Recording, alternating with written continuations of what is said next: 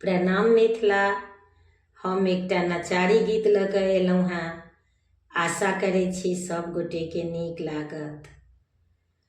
रंग संग में गुलाल होली खेलथि शिव शंकर।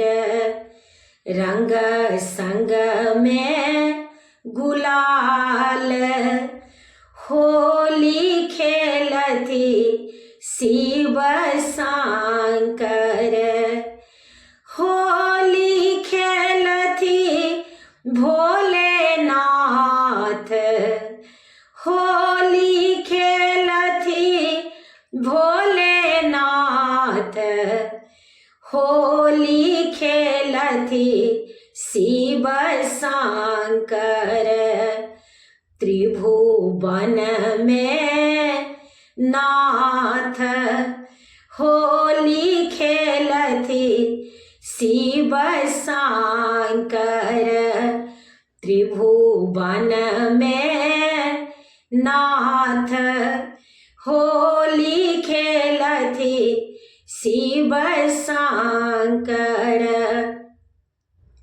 मंद मंद मुसकी संग मारथि फिचकारी।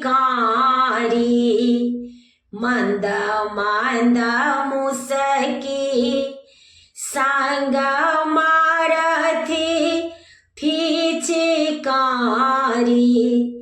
भीजल गौरी दाई के आंगी आसारी। भीजल गौरी दाई के आंगी आसारी। भोला भेला रंग रसिया हो भोला भेला रंग रसिया। मानथि न ककरो ने बतिया। मानथि न ककरो ने बतिया। रंग संग में गुलाल होली खेलथि शिव शंकर। रंग संग में गुलाल होली खेलथि शिव शंकर। मतल महादेव भांग के खाक। मतल महादेव भांग के खाक। भूत प्रेत संग नाचे डमरू बजाक।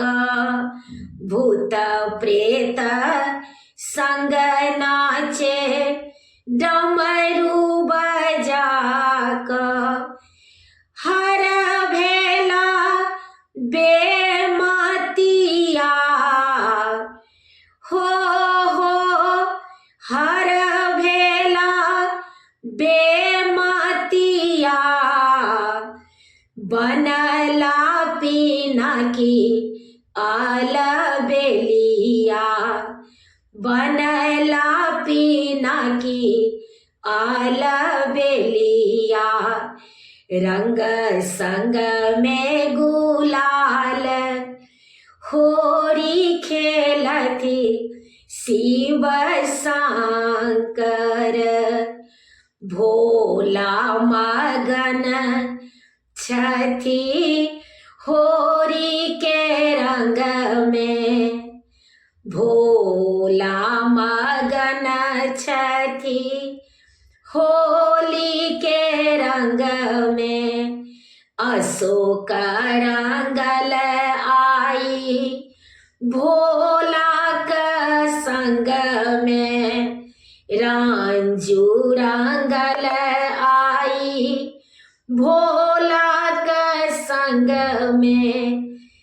करथिन